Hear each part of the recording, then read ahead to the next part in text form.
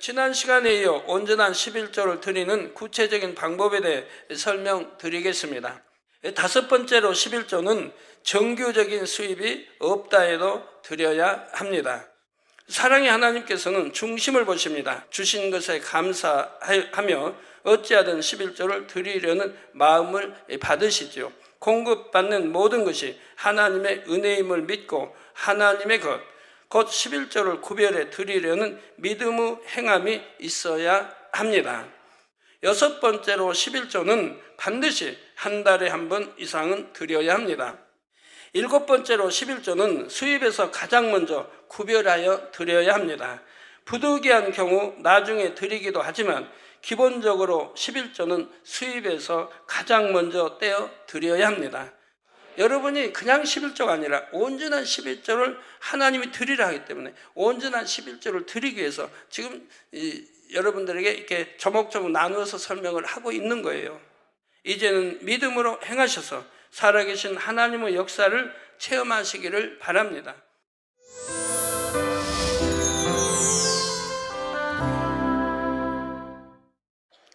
사랑하는 성도 여러분, 시청자 여러분, 온전한 11조와 헌물 네 번째 시간입니다.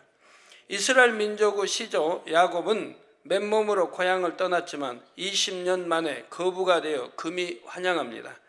그는 자신을 죽이려고 혈안이 된 형 에서를 피해 고향을 떠났습니다. 고단한 나그네 길에서 그는 돌을 베개 삼아 잠을 청했는데 꿈에 하나님의 사자를 보았지요. 꿈에서 깨어난 야곱은 단을 쌓고 하나님께 서원을 합니다. 창세기 28장 20절에서 22절에 내가 가는 이 길에서 나를 지키시고 먹을 양식과 입을 옷을 주사 나로 평안히 아비 집으로 돌아가게 하시오면 여호와께서 나의 하나님이 되실 것이요 내가 기둥으로 세운 이 돌이 하나님의 전이 될 것이요 하나님께서 내게 주신 모든 것에서 10분 1을 내가 반드시 하나님께 드리겠나이다 했지요. 이처럼 야곱은 하나님께 형통함과 보호하심을 구하되 그냥 구한 것이 아닙니다. 자신에게 주시는 모든 것에서 10분의 1을 드리겠다고 서원했지요. 야곱은 축복권이 하나님께 있음을 믿었기에 심은 대로 거두는 영계의 법칙을 알았기에 이처럼 행했던 것입니다.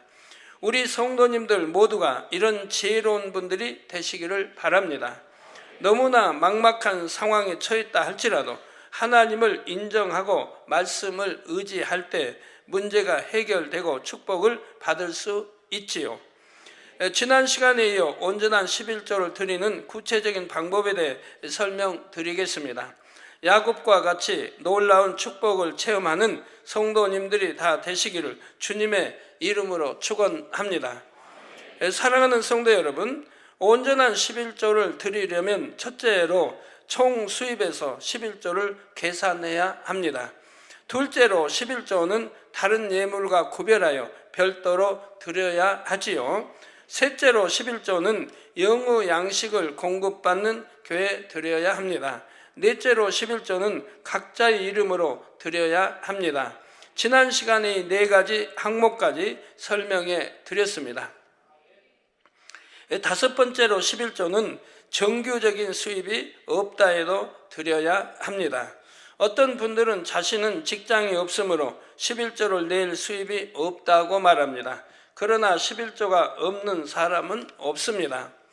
먹는 것, 입는 것, 교통비 등을 공급받고 있게 생활을 유지하는 것이지요. 예를 들어 남편이 하나님을 믿지 않는데 아내는 별다른 소득이 없이 남편에게 생활비를 받아서 생활합니다. 이런 경우라도 수입이 전혀 없는 것이 아니지요. 자신이 임의로 쓸 수 있는 돈이 있습니다. 친구를 만나서 식사하거나 여가를 즐기는 등 살림과 직접적으로 관련이 없는 지출은 바로 자신의 수입이 되지요.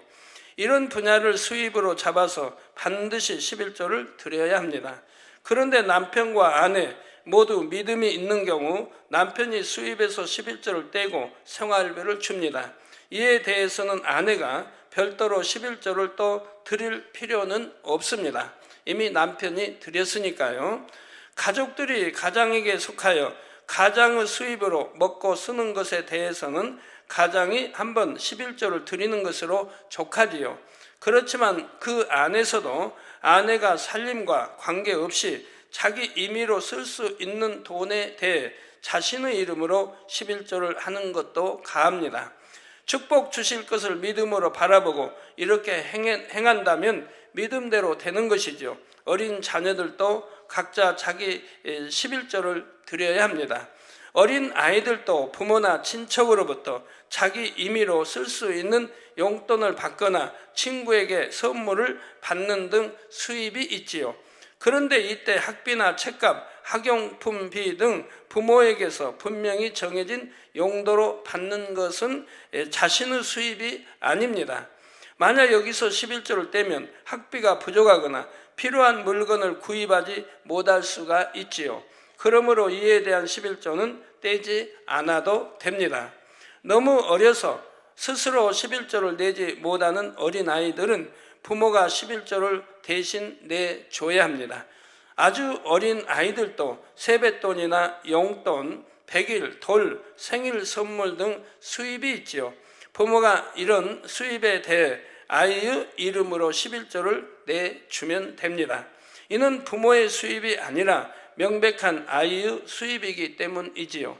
그런데 이런 경우는 어떻게 해야 할까요? 예를 들어 어린 자녀가 지인이나 후원단체로부터 컴퓨터, 피아노 등 고가의 선물을 받았습니다. 어린 자녀는 별도의 소득이 없으므로 11조를 드리기가 어렵지요. 이때 부모가 대신 물건의 시가를 따져서 아이의 이름으로 11조를 내주면 아이가 온전한 11조를 드린 것이 됩니다. 그런데 액수가 너무 커서 부모가 대신 내줄 능력이 없을 수도 있습니다.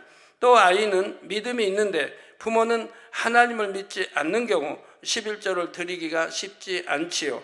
이런 경우 하나님께서 이 아이가 온전한 11조를 드리지 않았다고 말씀하실까요? 아이가 공급받은 것에 대해 하나님께 감사하고 어른이 된 후라도 11조를 드릴 마음 중심이라면 하나님께서는 그 마음을 받으십니다. 또한 성도님들께서 종종 장학금에 대해 질문해 오시는 경우가 많은데 잠시 설명해 드리겠습니다. 자녀가 장학금을 받는 경우 자녀의 이름으로 11조를 드리면 됩니다. 물론 부모가 자녀의 학비를 내주는 경우 부모의 이름으로 11조를 드려도 가하지요. 장학금의 유형에는 크게 두 가지가 있습니다. 수업료를 면제받는 경우와 수업료만큼 또는 그 이상의 액수를 현금으로 받는 경우가 있지요. 이 두 가지 유형의 장학금 모두 11조를 드려야 합니다. 수입료를 면제받는 경우 현금 수입은 아니지만 반드시 내야 하는 수업료를 내지 않게 되었으므로 수입에 해당하지요. 따라서 면제받은 금액만큼 11조를 드리면 됩니다. 현금으로 받는 경우도 마찬가지이지요.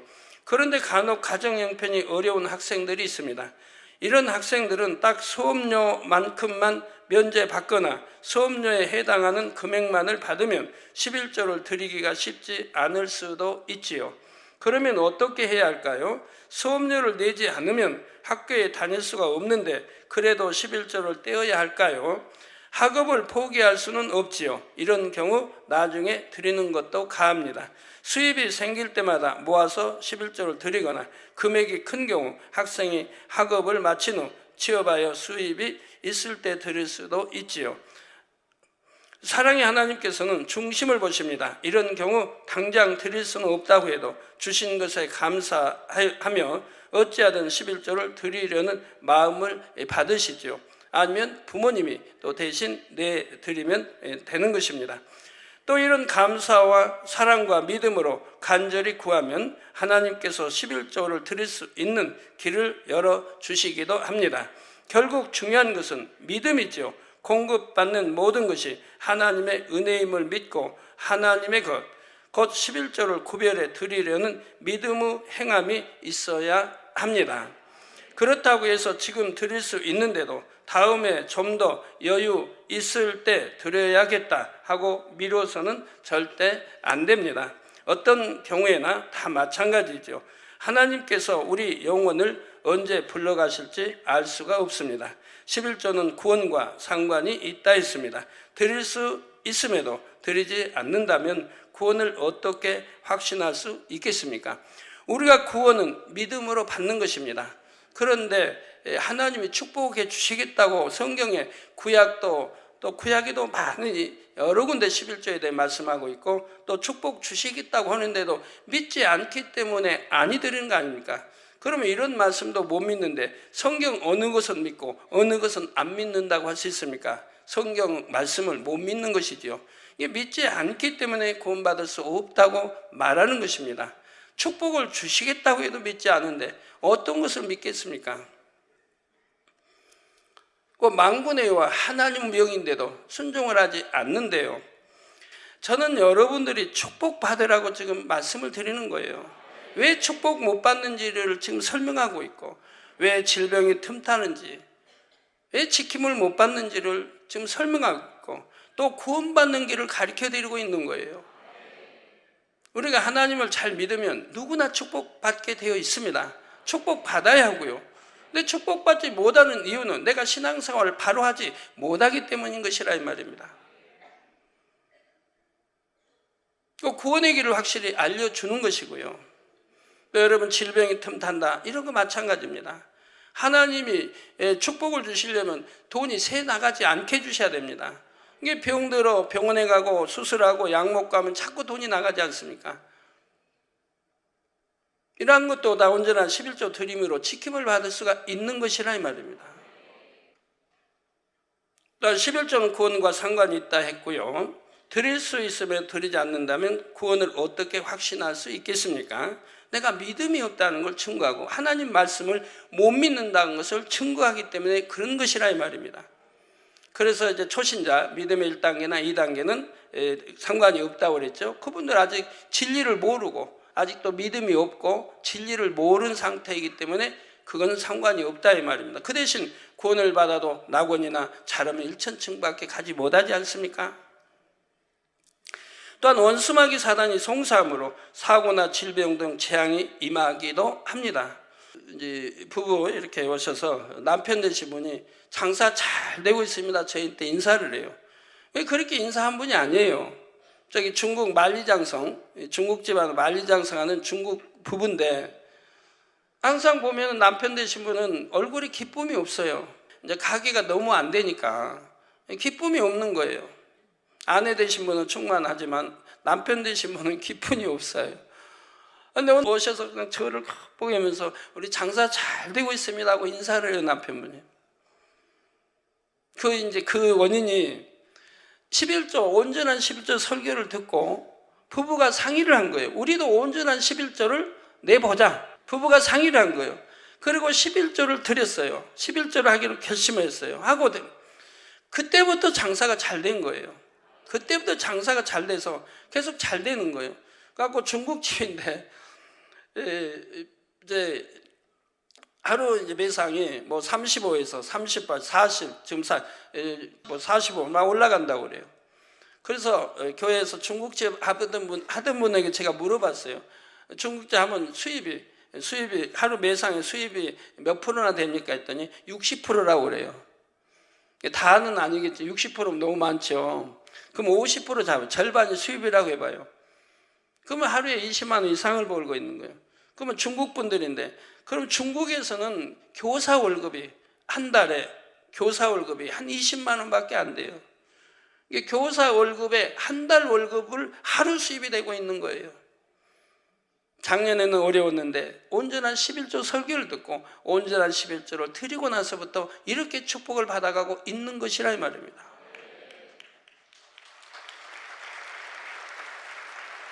내가 어려워서 11조를 못 드립니다가 아닙니다. 어려우니까 축복받게 드려야죠. 부채가 있어서 아닙니다. 부채를 빨리 갚으려면 11조를 드려야죠. 그 10의 1조는 하나님 거라고, 하나님 것이라고 망고네요. 하나님이 명하시고 말씀하셨다 이 말. 근데 하나님 거 내가 도적질하고 하나님 것만 써버리면 되겠습니까? 그러니 어떻게 하나님으로부터 축복을 받을 수가 있겠습니까? 금도 내 것이요 은도 내 것이요 만물 모든 것이 하나님의 말씀으로 창조하셨고 하나님의 것인데, 우리가 하나님을 기쁘게 해드리고 하나님 말씀대로만 산다면 하나님이 무엇이나 주실 수 있지 않습니까?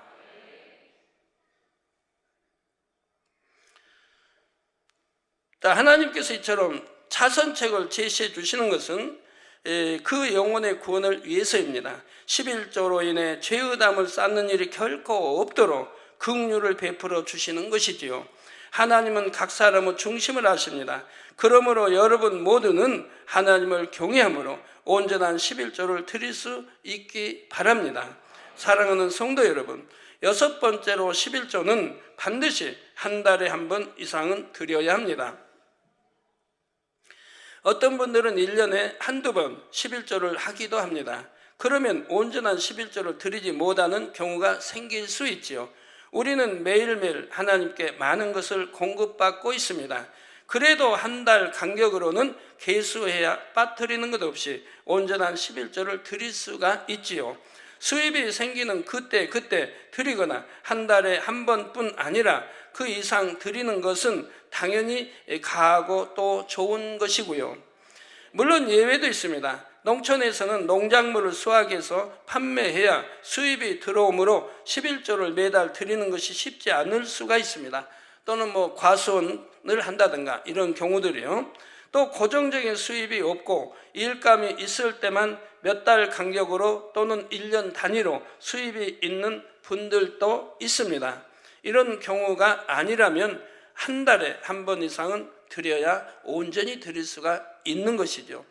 어떤 분은 또 매주 드려도 됩니까? 물론 드려도 되지요. 그러나 매주 드리는 건 좀 번거로우니까 매주 나 이렇게 식사 대접도 받았고 선물도 받았고 그러면 그때 계산 띄어 드린다고 하면 좀 번거롭지 않습니까? 그럼 그렇게는 어떻게 합니까? 한 달간 다 기억 못 할 수도 있는데 기록하지 않고 그러면 그럴 때는 그때 띄어가지고 내가 하나님께 드리는 봉투에 11조 봉투에다가 넣으면 되는 거예요. 그래갖고 한 달 돼서 계산해가지고 드리면 되는데, 어떤 분은 늘 이렇게 봉투에 넣다 보면 그거 그대로 드립니까? 그러지 마시고요. 11조 봉투에 넣었으면 한 달에서 드리려면 그때 여러분이 마음에 항상 작정하기 따라 되는 거예요. 내가 이걸 드렸다, 이제 11조 막상 드릴 때는 새 돈으로 바꿔서 내가 드리겠다고 하면 되는 거예요. 그렇게 마음 먹으면 그대로 해도 되는 거예요. 근데 그리 마음 먹지 않고 내가 이거 따서 11조 봉투 넣은 거 이거 드리겠다고 마음 먹었으면 그 다음에 한 달 있다 그걸 바꾸면 안 되는 거예요. 새 돈이 있다고 바꾸는 거 아니에요. 드리기로 한 걸로 드려야 되는 거예요. 그러니까 마음 먹기라, 마음의 정하기 나름이라 이 말입니다. 여러분이 어떤 기도를 작정할 때도 그렇습니다. 내가 예를 들어 100일 철야를 작정했다고 해봐요. 그러면 100일 동안을 철야를 하겠다고 했어요. 그러면 반드시 지켜야죠. 근데 지키지 못할 일이 생겨요. 예를 들어 누가 돌아가셨다든가 아니면 시골을 가야 한다든가 명절에는 고향을 다녀와야 된다든가 이런 경우가 있습니다. 그러면 100일 작정할 때 같이 작정하면 되는 거예요. 내가 무슨 부득이한 일이 생길 때는 그때는 100일에서 그 날을 빼기로 작정하면 된다. 100일에서 99를 빼는 게 아니고 그 날을 빼고 그 다음에 100일에서 그 다음 하루 더 하면 된다 이 말입니다. 아니 명절 때는 고향을 다녀오겠습니다. 그래서 100일하는 그 날수를 뺀다든가 이렇게 빼고 작정을 하면 100일 어기지 않고 하게 되는 것이라 이 말입니다. 근데 그러지 않고 그냥 100일 무조건 하겠습니다 하면 그건 무조건 해야 되는 거고요. 저도 이제 처음에는 초신자 때는 그런 거 모르니까 하나님께 이제 100일 이렇게 철야 기도를 작정해서 했는데 그런 걸 모르니까 기도원장하고 같이 100일 철야를 하다가 한 90일이 됐는데 장모님이 돌아가셨죠. 장모님이 소천한 거예요. 그것도 목포에, 저는 서울에. 그래서 장모님 소천해서 할 수 없이 그걸 간 거예요. 가가지고 거기에서 또 했어요. 밤에 또 이제 철야를 했어요. 하기는 했는데 그 장례이면 방에 그냥 가족들 그 일가 친척들 방이 여러 명이 있지 않습니까? 거기서 기도한다고 해도 부르짖어 할 수는 없죠. 그래서 그냥 중원본 부르지 못하고 기도를 했다 이 말입니다. 그렇게 해서 한 3일인가를 빠졌죠. 분명히 경우보다는 한 3일쯤 빠졌어요.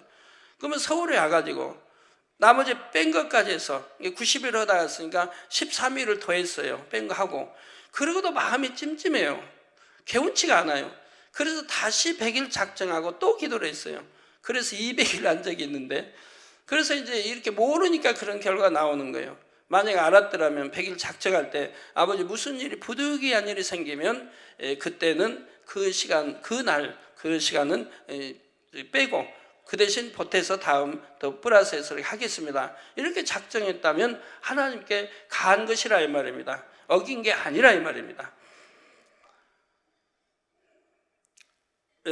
그러나 고정적인 수입이 없는 분들도 부수입이 있을 수 있습니다. 현금 수입뿐 아니라 각종 식사, 선물 등 현물 수입이 있을 수 있지요. 이에 대해서는 되도록이면 한 달에 한 번씩 계수하여 드리는 것이 좋지요. 그러나 부수적인 수입이 특별히 없는 경우 수입이 있을 때마다 드려도 가합니다. 7번째로 11조는 수입에서 가장 먼저 구별하여 드려야 합니다. 부득이한 경우 나중에 드리기도 하지만 기본적으로 11조는 수입에서 가장 먼저 떼어 드려야 합니다. 11조 곧 하나님의 것을 먼저 구별하여 드리고 그 나머지를 쓰는 것이 정석이지요. 수입이 생기는 즉시 11조로 구별해 놓으면 없어서 못 드리는 일을 방지할 수가 있습니다. 없어서 못 드렸다는 것은 하나님 거 먼저 도적질을 해놓고 그리고 나서 드리려고 하니까 못 드리게 되는 것이죠. 그런데 어떤 분들은 농사를 짓거나 사업을 하는데 인건비나 세금 등을 다 따져보면 적자라서 11조를 낼 수 없다 말하기도 합니다. 그러나 적자라서 전혀 수입이 없다면 한 해 동안 먹고 쓴 것은 어디서 온 것입니까? 제가 이제 초등학교 다니기 전, 또 초등학교 다닐 때, 또 중학교, 고등학교 때 이제 서울에서 방학 되면 이제 고향에 내려가죠. 내려가면 부모님이 그런 말씀을 해요. 올 농사도 적자다. 1년 내내 땀 흘려 벌고 남는 게 없다는 거예요. 적자라고 하는 거예요. 그럼 그 당시는 그대로 믿었어요. 아, 적자구나. 올 농사도 적자구나. 아, 이렇게 믿었어요. 그런데 성장해서 생각해 보니까 아, 적자면 어떻게 자녀들 학교 보냈고 나는 어떻게 서울로 또 대학교까지 보냈고 그러다가 먹고 쓰고 학비 내고 그리고 옷 사 입고 신발 사 입고 나 이렇게 쓴 것은 나 어디서 난 것인가? 수입이 있으니까 났을 것이라 이 말입니다. 썼을 것이라 이 말입니다. 근데 그런 건 다 제해버리고 나중에 적자라고 말하는 거예요. 그래서 시골에 농사 지은 분도 이제 그런 말씀들 하죠. 1년 농사 다 지어봐야 항상 적자라고. 적자라고 하는데도 자가용 굴리고, 적자라고 하는데도 냉장고 있고, TV 있고, 그리고 세탁기 있고, 농촌은 많이 그런 거 갖추고 있죠. 그 적자인데 그런 거 어떻게 사서 다 이렇게 쓰냐 이 말입니다. 그래도 수입이 있으니까 살 수 있는 거지요. 자, 생활을 위해 사업 자금으로 또는 집을 사기 위해 대출을 받았다면 그것도 수입으로 여겨야 맞습니다. 내가 임의로 사업도 하고 집도 사는 등 임의로 쓸 수 있으니 자신의 수입이지요. 믿음이 있는 사람은 자신이 번 것이든 융통한 것이든 11조를 먼저 구별해 드립니다. 그러면 하나님께서 범사를 반드시 보장하시고 지켜주십니다. 모든 일이 막힐 리가 없고 형통하지요. 이것이 바로 영계의 법칙이기 때문입니다. 하나님께서는 11조를 드릴 때 창고가 차고 넘치도록 축복해 주시겠다고 약속하셨지요. 내가 먼저 쓰고 남은 것을 드리겠다는 마음, 곧 인색한 마음을 가짐으로써 축복받지 못함을 깨달아야 합니다. 나중에 드린다는 말은 곧 하는 일이 잘 되면 드리고 잘 안 되면 11조를 하지 않을 수도 있다는 말이죠. 즉 마음에 하나님 거 잘 안 되면 하나님 거 도적질 하겠다는 마음이 있다는 말입니다. 그러므로 범사에 하나님의 것을 먼저 구별하여 드리는 것을 철칙으로 삼는 여러분이 되시기를 부탁드립니다. 또 물론 11조를 먼저 드릴 수 없는 예외적인 상황이 있을 수 있습니다.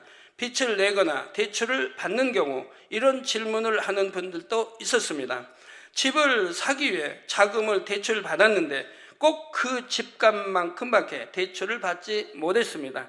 딱 등록금만큼만 학자금 대출을 받아서 11조를 내고 나면 등록금을 낼 수 없습니다. 어떻게 해야 할까요? 하는 질문들이었지요. 여러분이 한번 그 답을 생각해 보시기 바랍니다. 가령 학자금을 대출받은 분이라면 받은 대출금 외에는 아무 수입도 없겠습니까? 그 밖에도 생활비를 벌어야 할 것이고 학자금을 대출받은 만큼의 11조 역시 얼마든지 따로 벌든지 다른 방법으로 구할 수 있습니다. 정녕 믿음 있고 하나님을 사랑한다면 온전한 11조를 드리기 원한다면 어찌하든 11조를 먼저 구별하여 드리려고 하게 됩니다. 대출을 받는 경우 가능하다면 좀 더 넉넉하게 11조로 드릴 금액까지 대출을 받을 수도 있지요.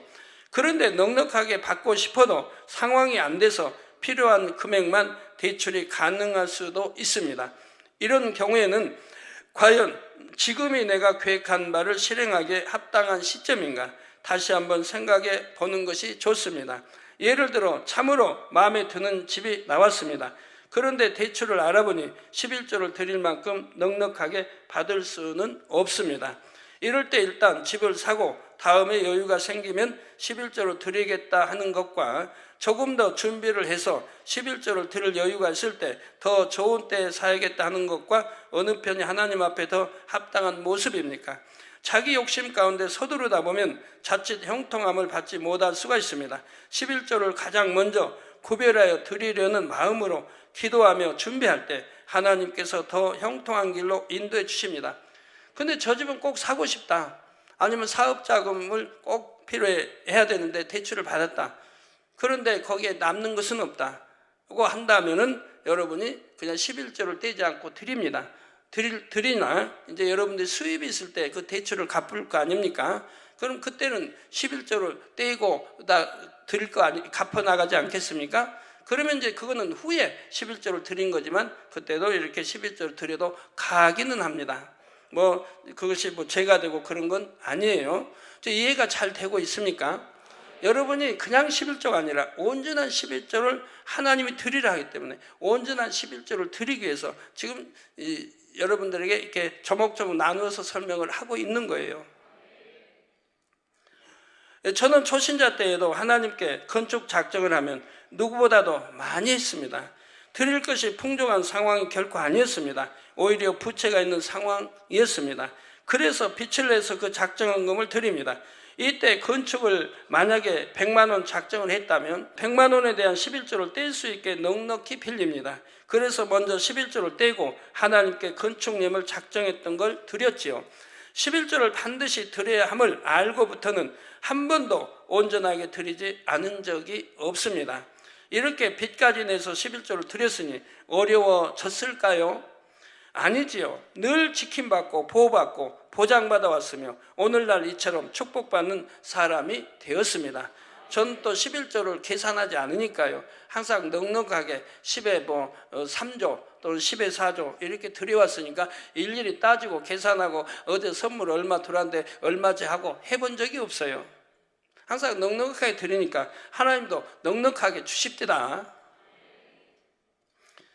여러분 혹여 또 들으시면서 초신자 되신 분들 들으시면서 아이고 마음 있게 목사님 그냥 저렇게 당회장님은 저렇게 그냥 돈 강조하시고 이렇게 여러분 생각하실 분 혹여 있다면 저는 여러분이 11조 많이 드린다고 해서 제 수입이 늘어나는 건 아닙니다. 감사 많이 하고 11조 많이 한다고 해서 제 수입이 늘어나는 거 아니에요. 왜? 저는 개척에서부터 지금까지 교회에서 일체 월급 받은 적이 없고 교회마다 목회활동비가 있어요. 목사님 주의 정도 교회 목회활동비를 줘요. 근데 목회활동비도 받아본 적이 없고 또 상여금도 받아본 적이 없고 교회에서 일체 받은 적이 없다 이 말입니다. 받은 적이 없기 때문에 여러분이 많이 드렸다고 해서 내가 수입이 늘어나고 그런 건 아니에요. 그러니까 오해하지 마세요. 여러분들은 오직 축복을 위해서이고 축복받게 하기 위해서이고 그리고 모두가 천국 가되 좋은 천국 가야 되지 않겠습니까? 이런 게 담이 돼서 아무리 충성하고라도 여러분 좋은 천국 못 가면 또 되겠습니까? 나중에 드린다 할지라도 드리기만 하면 사람의 중심을 아시는 하나님께서 이를 죄라 하지는 않으십니다. 그러나 저라면 최대한 빨리 그 10의 1조를 채워드릴 것이고 먼저 구별하여 드릴 것입니다. 하나님께 먼저 드려야 할 것은 늦게 드리는 만큼 죄송하고 민망한 마음이 들기 때문이지요. 이 밖에도 성도님들이 궁금해하시는 분야들을 다음 시간에 이어 설명드리도록 하겠습니다. 여러분, 우리 교회 보면 믿음들이 좋으신 분들은 예를 들어 뭐 사업을 한다. 그러면 밑에 종업원들이 뭐 10명도, 뭐 20명, 30명, 60명도 돼요. 그런데 그 종업원 수입까지, 월급 출까지 해서 회사의 수입 전체 11조를 드리는 분들이 있습니다. 그리고 또 자기 수입은 자기 수입대로 11조를 드리고요. 그런 분들이 있어요. 종업원이 60명이 되는데, 넘는데, 어떤 분은 30명이 넘는데, 그 회사 들어온 수입 전체에 11조를 드리는 거예요. 그거 제가 지켜보고 있어요. 물론 뭐 슈퍼를 한다면 거기 이제 종업원들이 있죠. 그래서 이렇게 해서 전체 드린 분들은 많이 있지만 이렇게 크게 종업원들이 60명이 넘고 30명이 넘는데도 전체 11조로 드리는 분들이 있어. 제가 그분들을 유심히 살펴보고 있는 거예요. 과연 하나님이 어떻게 하시는가? 역시 틀림이 없어요. 그렇게 많이 드리니까 손해 가는 게 아니라 하나님이 그 일터에 놀랍게 축복을 부어 가시고 계신다 이 말입니다. 그러니까 일터가 놀랍게 수입이 전체가 불어. 그리고 그 안에 종업원까지 같이 축복을 받아간다 이 말입니다. 그래서 그런 상담을 해올 때는 제가 믿음대로 하라고 그럽니다. 믿음이 있다면 전체 드리고 또 본인 개인 거 드릴 거고, 믿음이 그만큼 안 된다면 본인 개인의 수입만 드릴 거고, 믿음대로 하라고 그래요. 근데 믿음 내보인 분은 역시 회사 전체 수입이 가고 그 밑에 종업원들 전체 수입이 크게 가는 것을 볼 수가 있습니다. 결론을 말씀드립니다. 사랑하는 성도 여러분, 미국의 대실업가 하이드라는 사람이 있었습니다. 그가 11조를 하기로 결심한 때는 경제 대공황으로 사업이 실패하고 10만 달러의 부채를 졌을 때라고 합니다. 근데 아주 옛날이면 10만 달러 굉장히 크죠. 미국 같은 데 보면 100달러 지폐를 내도요, 놀란 사람들이 있어요. 100달러로. 카드가 물로 다 하니까. 그가 빚을 지면서까지 11조를 드리자 직원들이 그에게 찾아와 항의했지요. 빚을 지고 있는 사람이 부채부터 상환해야지 윤리적으로도 이는 부당합니다. 그러자 그는 이렇게 답했다고 합니다. 나는 부채를 갚는 데 있어서 부채 상환의 원리가 아니라 도적질하는 것부터 상환하는 것을 원리로 하겠습니다. 직원들이 그 무슨 말씀입니까 묻자 그는 성경을 펼쳐 오늘 본문 말라기의 말씀을 보이며 다시 입을 열었습니다. 나는 하나님의 11조를 훔친 도적이므로 부채 상환도 중요하지만 도적질 상환부터 먼저 해야 하지 않겠습니까? 하고 말했다고 합니다. 결국 하이드는 경제공황이라는 대위기 앞에 무수한 회사들이 파산하는 상황에서도 결코 쓰러지지 않았습니다. 우리에게 잘 알려진 건강보조의약품 맨소레담을 만들어 세계적인 재벌이 되었습니다. 하이드가 실패를 딛고 일어선 비결은 바로 자신이 처한 문제의 실마리를 하나님의 말씀에서 찾았다는 것입니다. 불통한 것, 축복받지 못하는 이유가 11조를 하지 않는 것, 하나님의 것을 도적한 데 있다고 깨달았습니다. 깨달은 후에는 현실을 보지 않고 돌이켜 하나님의 말씀대로 행했습니다. 그러자 도저히 회생이 불가능했던 그가 다시 일어서는 기적이 일어났지요.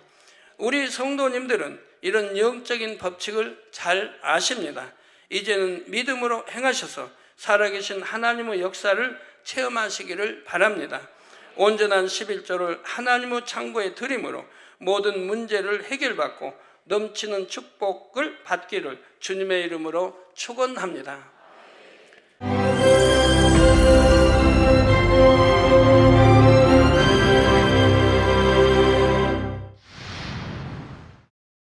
할렐루야. 전능하신 사랑의 아버지 하나님, 이 시간 기도받는 모든 성도님들 위해 안수하여 주옵소서. GCN 방송 시청자들이 인터넷과 화상을 통해 기도받는 지교회와 지성전, 그리고 전 세계 하나님의 자녀들 위에도 시공간을 초월하여 역사하여 주시기를 원합니다. 믿어지는 믿음을 주시고 부정적인 생각과 의심의 세력을 물리쳐 주옵시며 모든 시험 환난도 물리쳐 주옵소서. 머리부터 발끝까지 오장육부 뼈 마디마디 온몸의 신경 조직 세포 등 아픈 곳마다 성령의 불로 태우시고 근본의 빛으로 역사하여 주옵소서. 예수 그리스도의 이름으로 명하노니 원수마귀 사단 모든 질병 균 연약함아 물러가라. 빛이 임하라. 모든 불치 난치병도 성령의 불로 태워 깨끗게 하여 주옵소서. 말라리아를 비롯한 모든 풍토병도 물리쳐 주옵소서. 감기, 기침, 열, 몸살, 독감 등 각종 유행성 질병도 다 물러가라. 어떠한 유행성 질병 균도 틈타지 않게 지켜 주옵소서. 위암, 폐암, 간암, 유방암, 자궁암, 대장암, 피부암 등 각종 암과 에이즈, 백혈병, 뇌졸중, 고혈압, 저혈압, 심장병, 폐병, 위장병, 당뇨, 부인병, 피부병, 갑상선 질환과 모든 염증도 깨끗게 하여 주옵소서. 소아마비, 중풍, 관절염, 디스크도 온전케 하여 주옵소서. 요통, 두통, 신경통을 비롯한 모든 통증은 사라질지어다.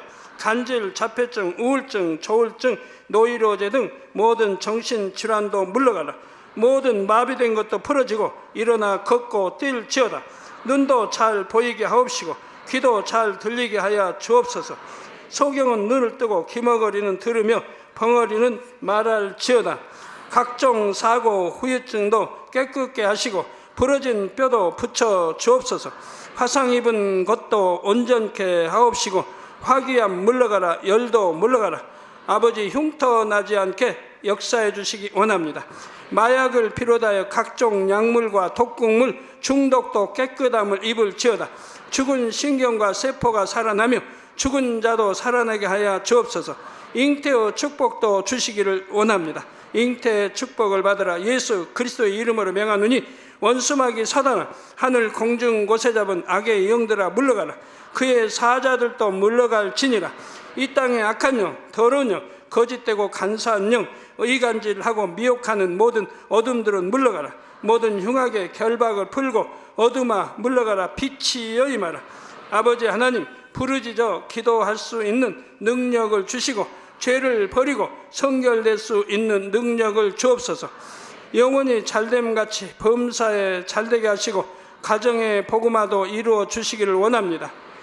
한 주간도 모든 사고와 재앙으로부터 지켜주시고 불통이 없는 형통한 삶을 살 수 있도록 축복해 주옵소서. 성령의 불담으로 천군 천사와 주님의 불꽃 같은 눈동자로 모든 하나님의 자녀들과 가정, 일도, 사업들을 지켜주시기를 원합니다. 학생들에게 지혜와 명철을 더하시고 공부할 수 있는 뜨거운 마음과 열정도 더하여 주옵소서. 마음과 생각을 세상에 빼앗기지 않도록 지키시고 하나님을 뜨겁게 사랑하는 학생들로 축복하여 주옵소서. 하나님의 자녀들이 먹으나 마시나 입으나 무엇을 하든지 하나님 앞에 영광 돌리는 삶이 되게 축복하여 주시기를 원합니다. 나는 하나님을 만났노라, 체험했노라, 응답 받았노라, 축복 받았노라 간증하는 입술이 되게 역사하여 주옵소서. 아버지 하나님 감사합니다. 홀로 영광 받으옵소서. 우리 주 예수 그리스도의 이름으로 기도하옵나이다. 아멘.